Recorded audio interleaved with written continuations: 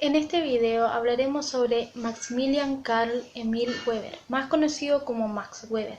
Él nace en Múnich el 21 de abril de 1864 y fallece el 14 de junio de 1920.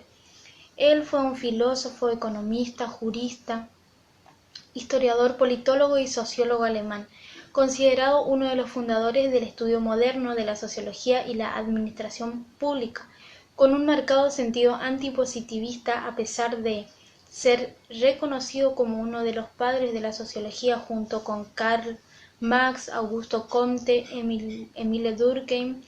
Él nunca se vio a sí mismo como un sociólogo, sino como un historiador. Para él, la sociología y la historia eran dos empresas convergentes. Sin embargo, sobre el final de su vida en 1920, le escribió una carta al economista Robert Leifman que decía lo siguiente: sí, me he convertido finalmente en un sociólogo, porque tal es oficialmente mi profesión. Es sobre todo para exorcizar el fantasma todavía vivo de los conceptos colectivos. Sus trabajos más importantes se relacionan con la sociología de la religión y el gobierno, pero también escribió mucho en el campo de la economía. Su obra más reconocida es el ensayo La ética protestante y el espíritu del capitalismo, y en este video hablaremos sobre ese ensayo, que fue el que, por así decirlo, lo hizo mayormente reconocido. También trataremos los temas de la teoría de la acción social como sus tipos de ideales, el tradicional y afectiva, la racional con arreglos afines y la racional con arreglos a valores. También hablaremos de la burocracia. Max Weber, considerado como el padre de la filosofía, tenía una de las obras más importantes llamada La ética protestante y el espíritu del capitalismo. Él quería entender cómo el capitalismo surgió y además como sociólogo quería poder entender y explicar a la sociedad. Veía que los países protestantes la mayoría eran todos ricos y los católicos eran pobres. Veía como una diferencia entre el capitalismo y la acumulación de riquezas. Para Weber, la acumulación de riqueza no necesariamente era el capitalismo, es decir, que el capitalismo no era quien tenía plata. Max Weber fue uno de los fundadores de la sociología moderna, uno de los grandes pensadores de los tiempos. Sus obras publicadas fueron La objetividad de los pensamientos y la política social, Historia de la agricultura romana, Sociología de la comunidad, La ética protestante y el espíritu del capitalismo, siendo esta última una de sus obras más leídas, donde Weber destaca la importancia de algunas características del protestantismo como el principal responsable del nacimiento del capitalismo moderno. Para Weber, la ética rige únicamente por principios morales y donde siempre y por encima de todo se deben respetar estos principios. La ética protestante y el espíritu del capitalismo fue escrita entre 1904 y 1905, al principio como una serie de ensayos y más tarde publicada como libro. Como una introducción a sus trabajos posteriores. Weber define el espíritu del capitalismo como aquellos hábitos e ideas que favorecen el comportamiento racional para alcanzar el éxito. Marx estaba convencido de que no era el materialismo, sino que la ideología, sobre todo religiosa, era el principio fundamental que regía la vida de las personas y los pueblos. En esta obra, Weber expone su tesis de que la ética puritana ha influido en el desarrollo del capitalismo. En el comportamiento lógico es conseguir el máximo beneficio con el mínimo esfuerzo de seguir trabajando. El protestantismo hizo salir a la calle el comportamiento de los conventos, donde los monjes trabajaban para glorificar a Dios. Weber llega a la conclusión de que la ideología protestante promueve de un modo u otro la construcción del capitalismo. El libro en sí tiene una introducción y 5 capítulos. Los primeros 3 capítulos conforman lo que Weber llama el problema. El primer capítulo aborda afiliación religiosa y estratificación social. El segundo, el espíritu del capitalismo, y el tercero, la concepción de Lutero del llamamiento y la tarea de la investigación. Los capítulos 4 y 5 comprenden la ética práctica de las llamas ascética del protestantismo. Teoría de la acción social. Según esta teoría, la única realidad social es la acción social. Para Weber, la acción social de los individuos va a estar marcada por ciertas regularidades que se encuentran dentro de la realidad social. Las mismas que van a ser estudiadas luego por la sociología. La acción humana va a ser acción social siempre que el sujeto o los sujetos de la acción enlacen un sentido subjetivo a la misma.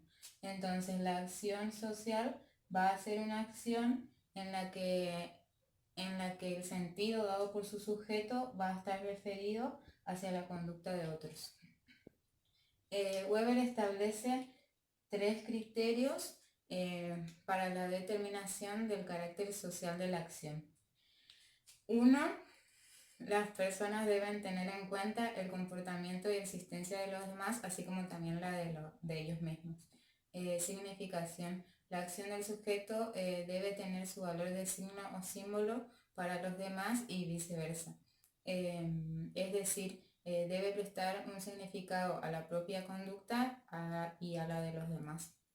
3. La conducta de las personas implicadas en una acción social viene influida por la percepción que cada una tiene de la significación de la acción de los demás y de su propia acción. Con todo esto, lo que le interesa a Weber es aproximarse a la motivación de las acciones de los múltiples individuos que interactúan en la sociedad. Para la comprensión de estas acciones, se vale de tipos de ideales de acción social entre los que se distinguen: el tradicional, la afectiva o carismática, la racional con arreglo a fines y racional con arreglo a valores. Es así como Weber identifica 4 tipos de acción social.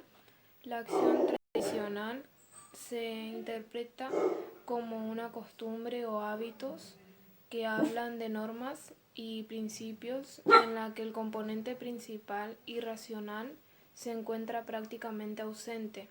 La rutina colectiva o el automatismo mecánico de las costumbres populares son un ejemplo de la acción tradicional. La dominación carismática supone un proceso de comunicación de carácter emotivo. El cuadro administrativo es elegido por cualidades carismáticas. Los poderes del cargo tienen limitación espacial o a determinados objetos del carisma y la misión. Los jefes y caudillos anuncian y crean nuevos mandamientos. La creación del derecho está dada por los juicios de Dios y revelaciones.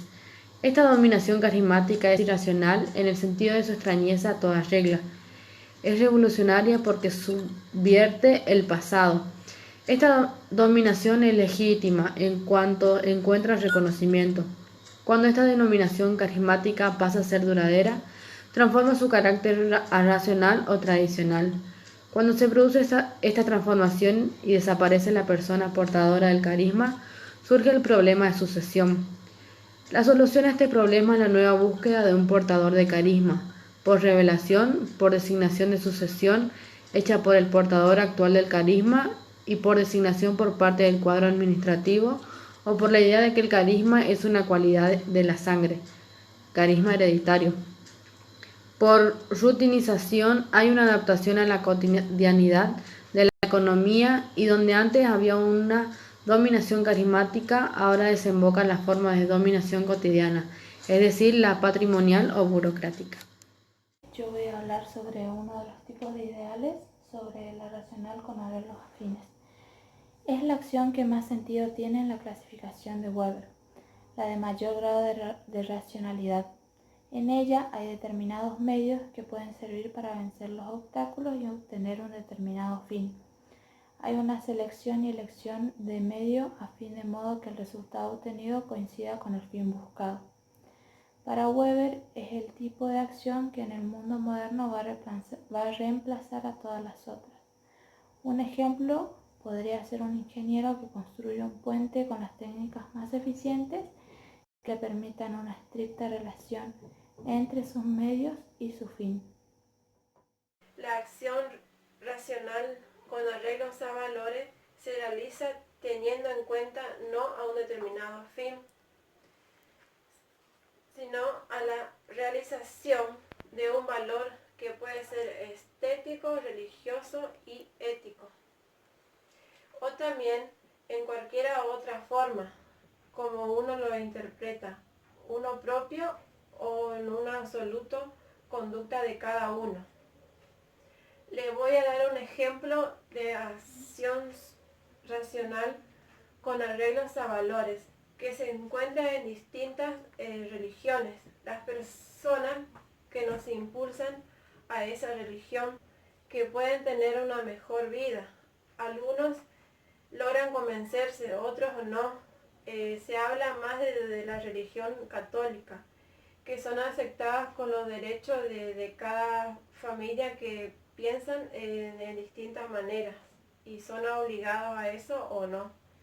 Y la otra acción social que es con arreglos a valores se observa en la familia, que en ella se inculcan y aprenden con ciertos valores que lo enseñan cada uno de los integrantes de la familia, que tienen su derecho de deberes a cada uno de los miembros, en los cuales se sienten a cumplir con la exigencia que lo depende de cada uno de ellos. La burocracia es la forma de organización moderna propia de los estados-nación, típica de la dominación racional legal. Tiene un carácter formal, reglas de procedimientos explícitos, estructura jerárquica, con pretensiones de eficiencia y racionalidad.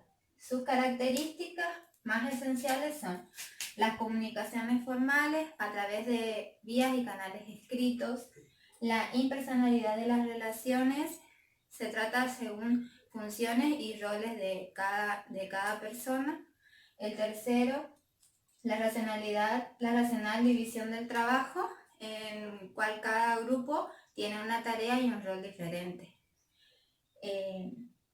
Las jerarquías, en la cual en un sistema burocrático las distintas oficinas están divididas y jerarquizadas según funciones. Procedimientos estándares. Los agentes pueden ser trasladados a cualquier oficina siempre que mantengan su rol y función. La idoneidad meritocrática otorga los distintos cargos en la cual los sujetos deben capacitarse para cumplir con sus funciones. Esto permite generar un cuerpo de profesionales burocráticos, los mismos que deben estar en constante perfeccionamiento. Algunas de sus ventajas son que es un sistema racional, preciso, eficiente, conserva el orden y la disciplina y permite la profesionalización de su cuerpo. Algunas desventajas son la rigidez y el formalismo.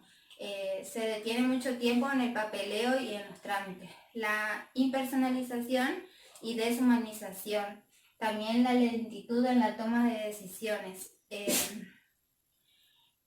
Además, existe un cierto nepotismo. ¿Qué quiere decir esto? Que existe la posibilidad de que se acerquen a distintos cargos a través del amiguismo o la familiaridad y no por la idoneidad meritocrática. Max Weber realiza una crítica a la burocracia, en la cual él considera que la burocracia forma parte del proceso de racionalización de las sociedades modernas y la asocia a la metáfora de una pesada jaula de hierro que mata el espíritu. Con este concepto habla del aumento de la racionalidad en la vida social, sobre todo en las sociedades capitalistas. En este proceso, el capitalismo se va a posicionar sobre la sociedad.